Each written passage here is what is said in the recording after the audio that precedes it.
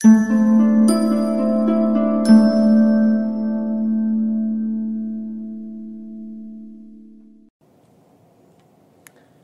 Power of Words. Aita, channeling her higher self. May of 2020. You are almost through the eye of the storm. Much is about to break open to the light. The old, worn and weary planet Earth training simulator matrix is breaking up. It is finally falling apart. This earthly experience has been a long and extensive exploration of the dark side by consciousness.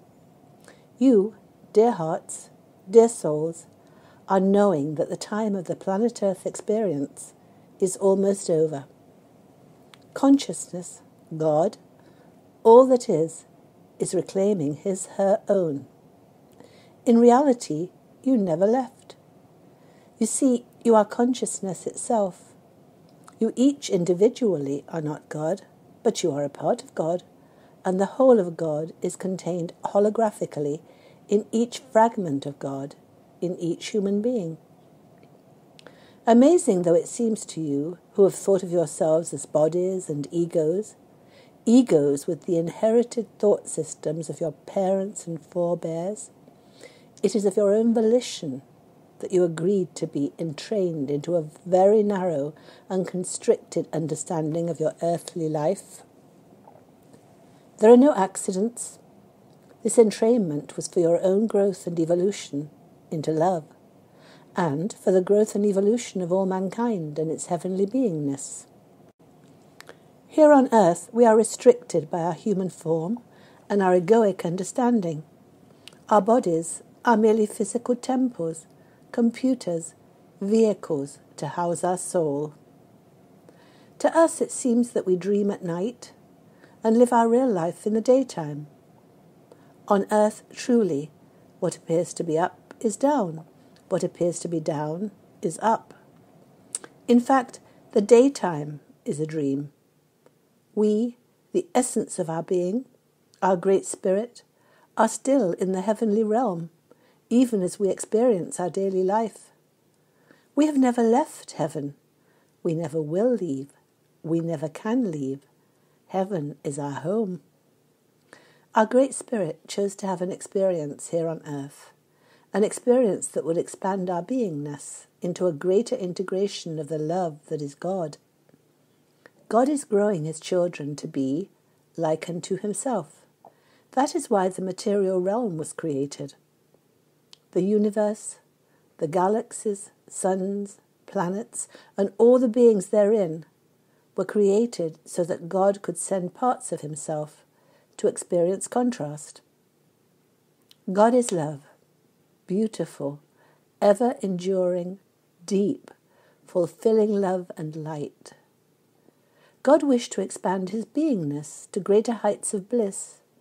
He wished to know all that it was possible to experience.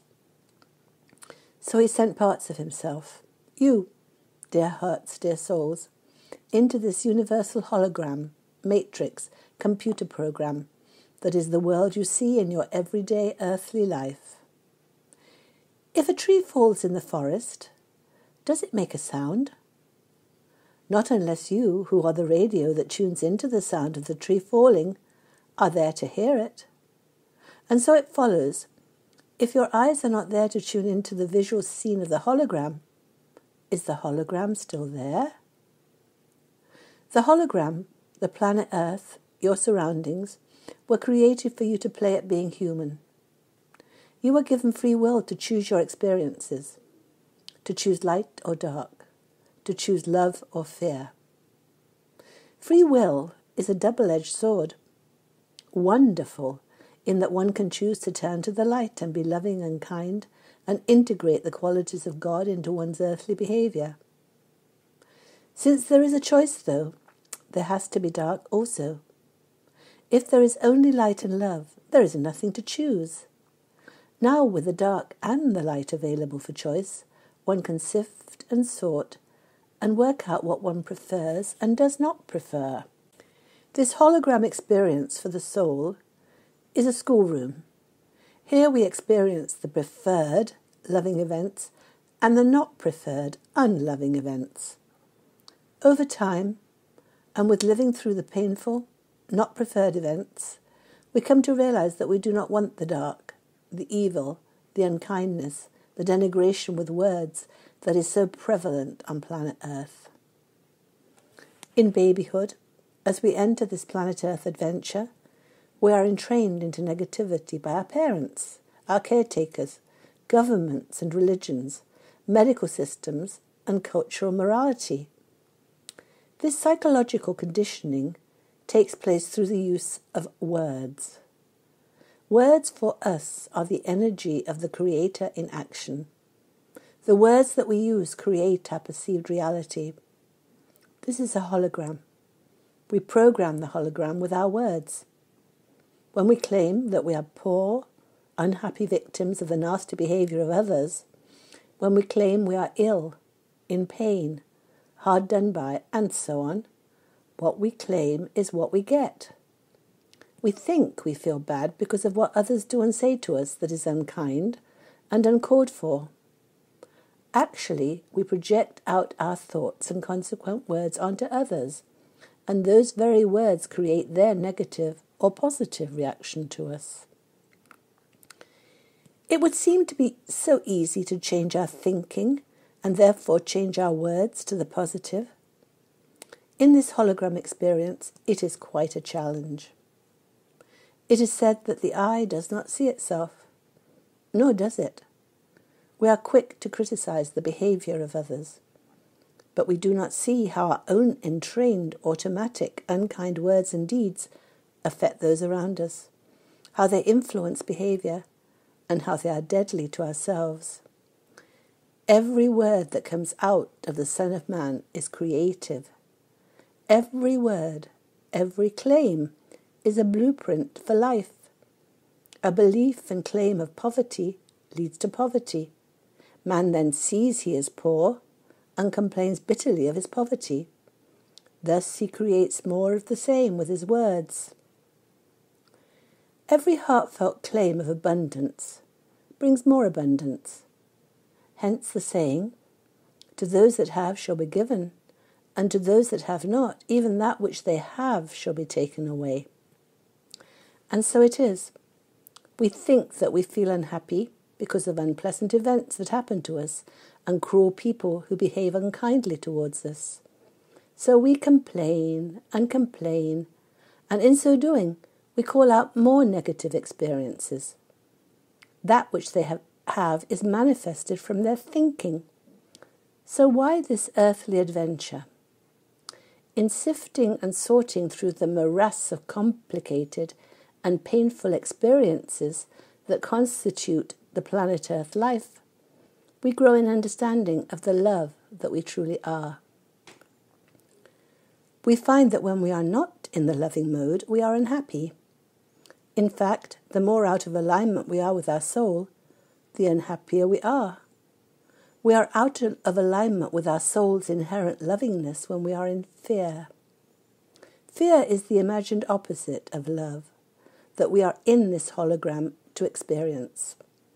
Fear has many aspects: anger, hatred, blame, shame, guilt, jealousy, arrogance, false pride, apathy, depression. Sadness are all parts of fear that we variously experience. And it is by these experiences that we find we prefer love. As we feel fear, our soul protests. Our soul knows we are inherently love. The fear experiences are uncomfortable. They give us anxiety and discomfort and sometimes great pain. It is this pain, this misalignment from our soul's love, that eventually turns us back to love. We find the discomfort of living in the fear vibration to be too great.